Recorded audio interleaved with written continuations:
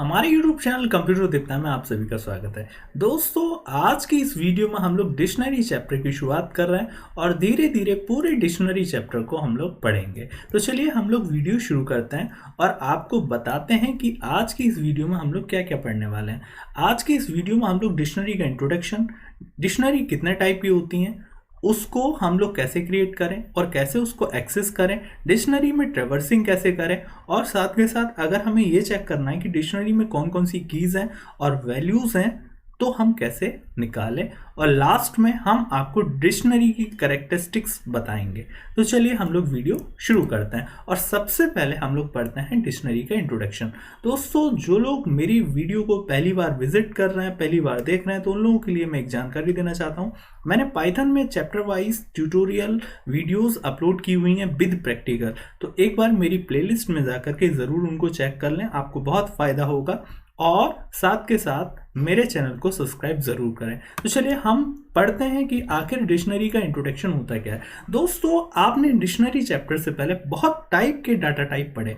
आपने स्ट्रिंग पढ़ा, आपने लिस्ट पढ़ा, आपने टपल पढ़ा। इसी तरीके से जैसे ये डाटा टाइप थे, सेम डिक्शनरी है, लेकिन डिक्शनरी कुछ मायने में इन सब से अलग है।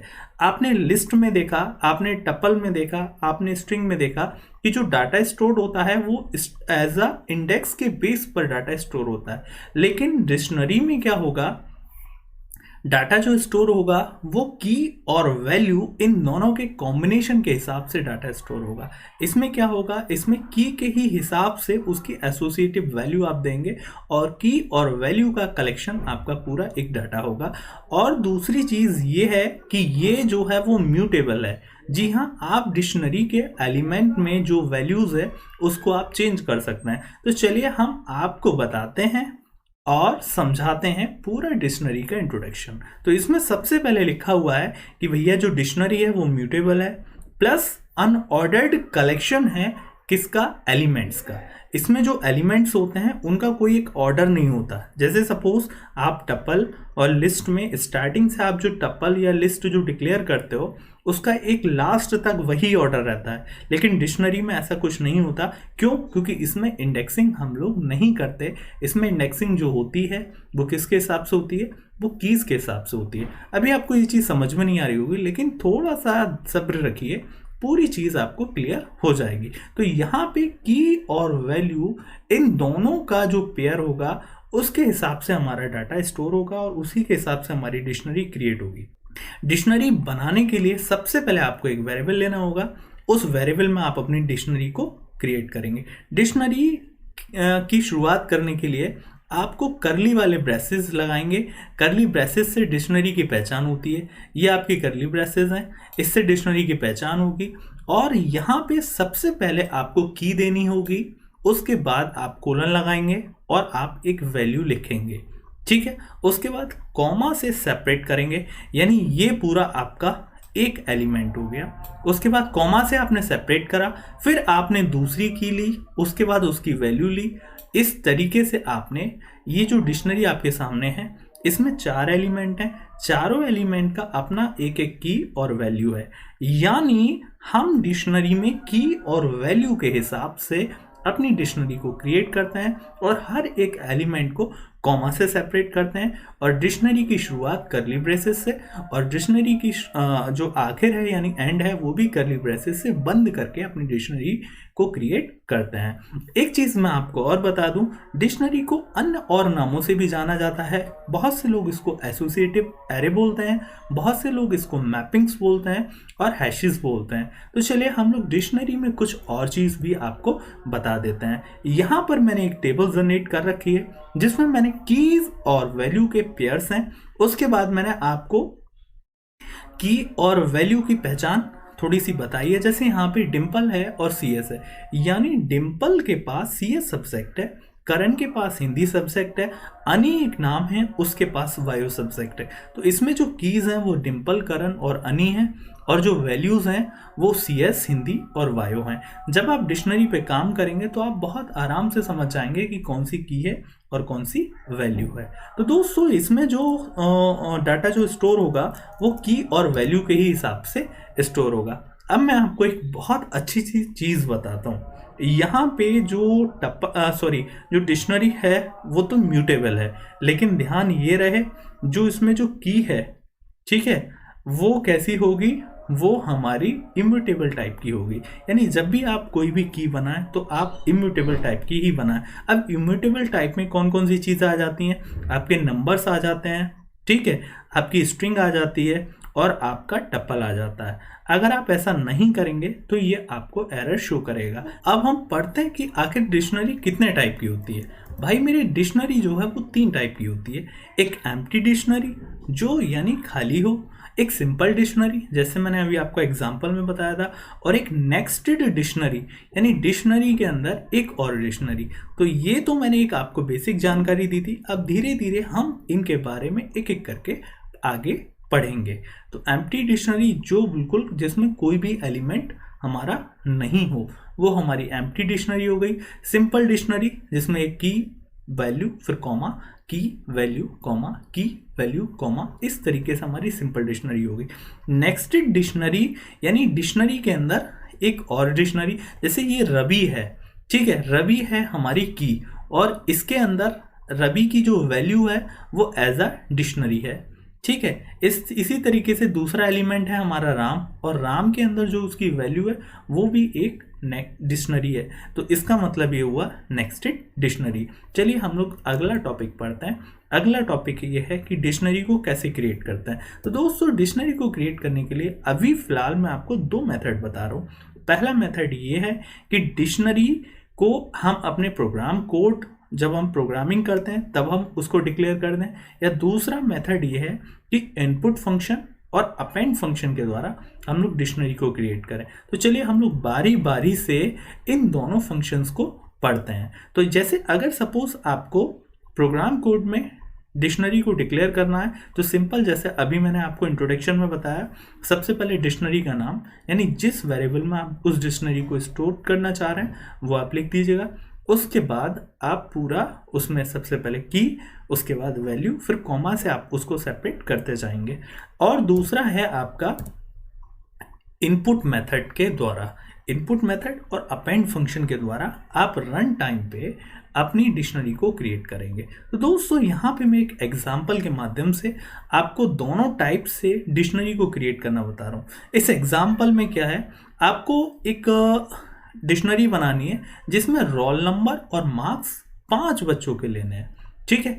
और ध्यान ये रहे कि रोल नंबर जो भी आप लें वो एज अ की लें, ठीक। तो अब मैं आपको प्रोग्रामिंग स्क्रीन पर बताता हूं और इस एग्जांपल के माध्यम से आपको डिक्शनरी क्रिएट करना सिखाता हूं। प्रोग्रामिंग स्क्रीन में हम लोग आ चुके हैं और हमें एक डिक्शनरी को क्रिएट करना है। तो सपोज सबसे पहले हम एक वेरिएबल लेते हैं जिस वेरिएबल में हम अपनी डिक्शनरी को स्टोर कराना है। उसके बाद कर्ली ब्रेसेस लगाना है। अब यहाँ पर सबसे पहले हमें की लिखना है, उसके बाद कोलन लगाना है, फिर उससे ही रिलेटेड वैल्यू लिखनी है। की आपकी हमेशा इम्यूटेबल टाइप की होगी, चाहे आप स्ट्रिंग का ही ले सकते हैं की, चाहे आप नंबर ले सकते हैं, या फिर आप टप्पल ले सकते हैं। तो यहाँ पे सबसे पहले मैं कोई एक स्ट्रिंग ले लेता हूँ, मान के चलिए अमित, उसके बाद कोलन लगाया, इससे रिलेटेड इसकी वैल्यू 25, कॉमा से हम एक एलिमेंट को दूसरे एलिमेंट से सेपरेट करेंगे। दूसरा लिखा हमने विवेक, उसके बाद हमने यहाँ पे कोलन लगाया और यहाँ पर इसकी वैल्यू लिखी। ये हमारी एक छोटी सी डिक्शनरी हो गई और डिक्शनरी को हमने कर्ली ब्रेसेस से ही बंद कर दिया। उसके बाद हमें यहाँ पे प्रिंट कर दिया इसको डी को। तो यहाँ पे दोस्त हमारी डिक्शनरी क्रिएट हो गई और डिक्शनरी अब हमारी प्रिंट होने जा रही है। तो यहाँ पर जैसे ही हमने करा हमारी डिक्शनरी प्रिंट हो गई। अब हम आपको वो सवाल समझाते हैं जो एक प्रोग्रामिंग है। प्रोग्रामिंग में हमें क्या करना है, हमें रोल नंबर और उनसे रिलेटेड मार्क्स ये हमें 5 बच्चों के लेने हैं और इसको हम लोग रन टाइम पर ही क्रिएट करेंगे।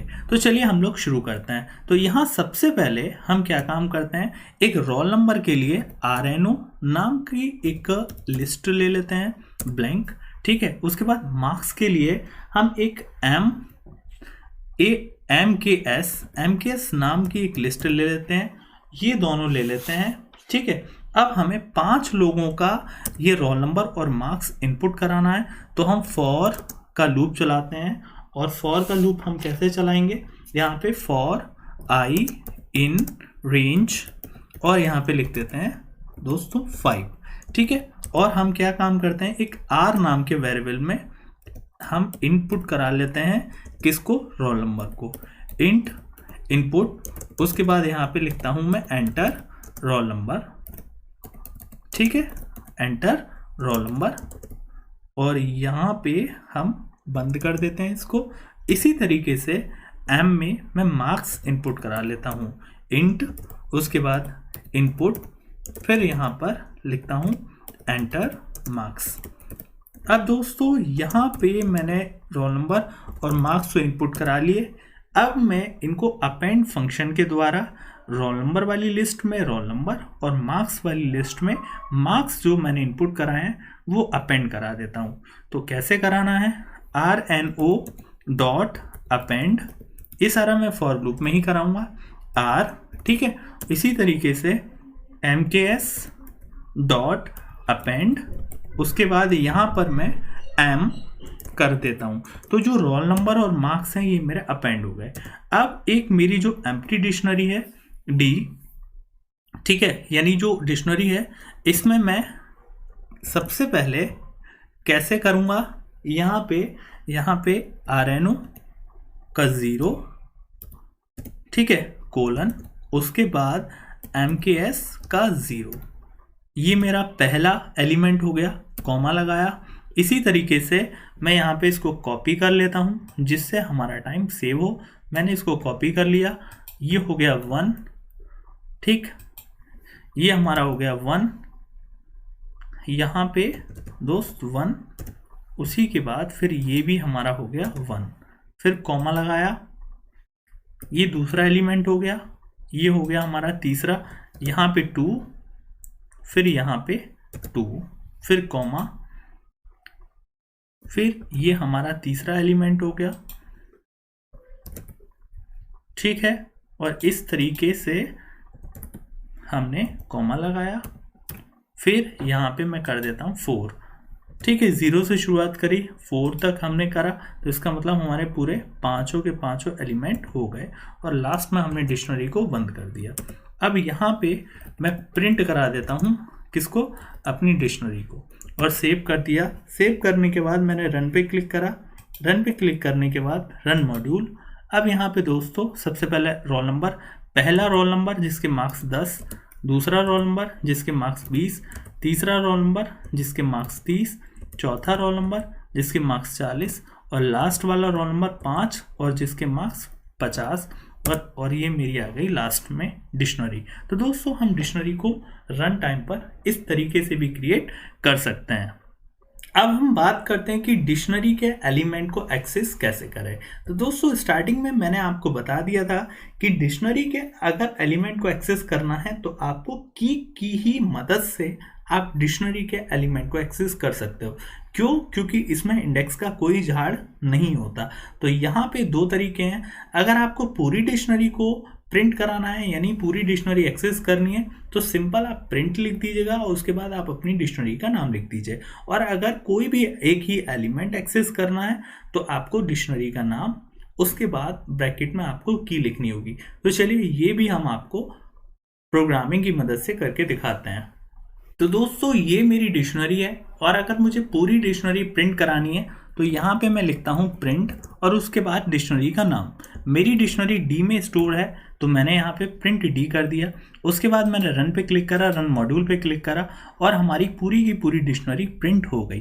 अब अगर सपोज मुझे कोई एक ही एलिमेंट को प्रिंट कराना है तो मैं क्या काम करूँगा, यहाँ पर सबसे पहले मैं डी लिखूँगा, उसके बाद ब्रैकेट लगाऊंगा। ब्रैकेट हमेशा स्क्वायर ब्रैकेट लगाएंगे आप, और आप इसमें की का नाम लिखेंगे। सपोज मुझे केवल अमित का ही कराना है तो यहाँ पे मैं लिख दूंगा इसमें अमित। अब देखते हैं यहाँ पर आउटपुट क्या आएगा। तो दोस्तों यहाँ पर जो आउटपुट आएगा वो सिर्फ और सिर्फ CS आने वाला है। तो यहाँ पे मैंने करा और यहाँ उसकी जो वैल्यू है CS आ गई। हमारा अगला टॉपिक है डिक्शनरी ट्रैवर्सिंग, यानी डिक्शनरी में आप ट्रैवर्स कैसे करेंगे।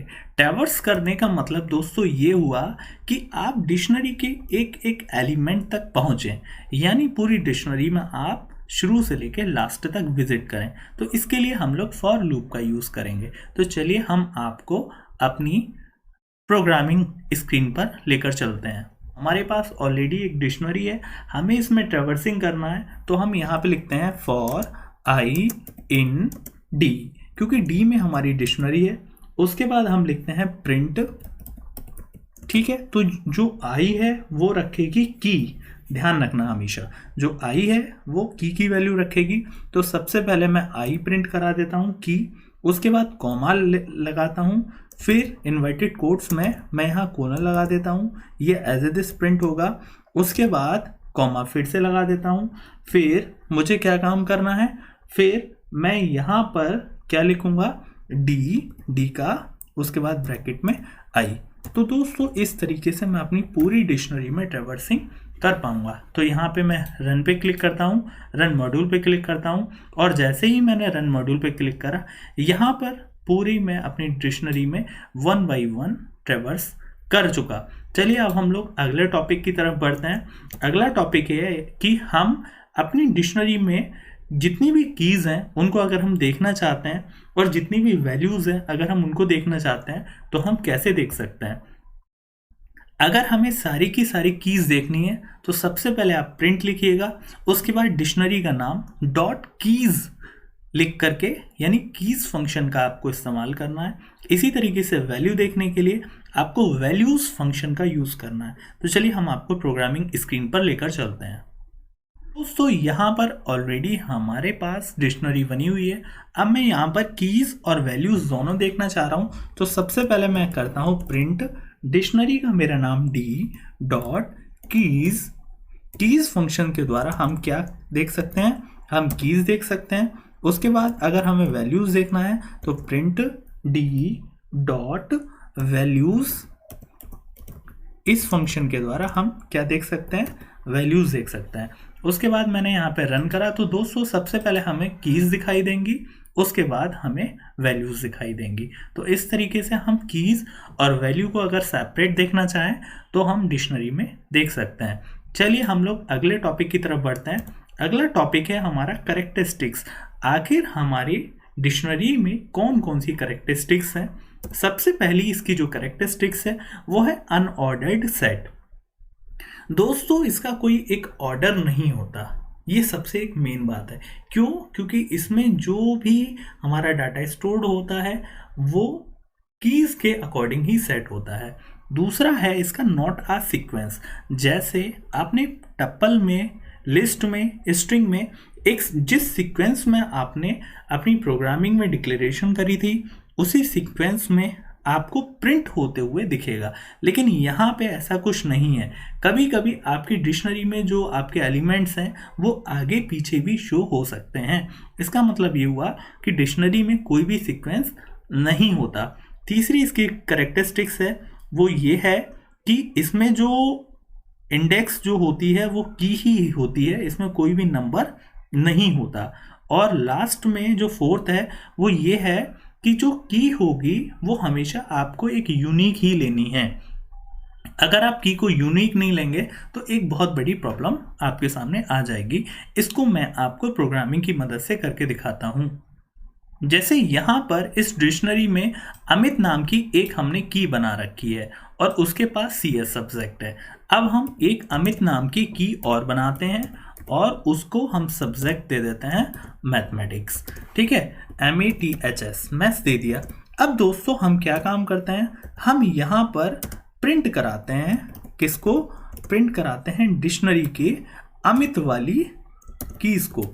तो देखो दोस्त यहाँ पे वो क्या प्रिंट करेगा, यहाँ दोस्त वो उसकी अपडेटेड वैल्यू प्रिंट करेगा। वो CS को प्रिंट नहीं करेगा, वो किसको प्रिंट करेगा, वो मैथ्स को प्रिंट करेगा। तो इसीलिए यहाँ पे वो हमेशा कहता है कि आपको देखो, यहाँ उसने किसको प्रिंट करा, उसने मैथ्स को प्रिंट करा। तो वो हम हमेशा कहता है कि आपको जो कीज़ लेनी है वो कैसी लेनी है, वो यूनिक लेनी है। अब जैसे यहाँ पर आपने अमित लिया और यहाँ पर मैं अमित 2 ले लेता हूँ, तो ये दोनों अलग हो गई और यहाँ पे मैं अमित को ही प्रिंट कराऊँ तो यहाँ पर वो क्या शो करेगा, यहाँ फिर वो CS को शो करेगा। तो इसका मतलब आप समझ गए, आपको हमेशा जो कीज़ लेनी है वो कैसी लेनी है दोस्तों, वो यूनिक लेनी है। डिक्शनरी जो होती है वो कैसी होती है, म्यूटेबल होती है। जैसे आप जो कीज है वो तो आपकी इम्यूटेबल होगी, लेकिन डिक्शनरी जो होगी वो आपकी म्यूटेबल होगी। तो दोस्तों इस तरीके से हमारा पहला पार्ट खत्म हुआ। नेक्स्ट पार्ट में हम बहुत सारी चीज़ें डिक्शनरी की सीखने वाले हैं। तो प्लीज़ मेरे चैनल को सब्सक्राइब करें और बेल आइकन को ज़रूर प्रेस करें ताकि मेरी हर वीडियो आप तक समय से पहुंचते रहे। Thank you and thank you for watching my videos.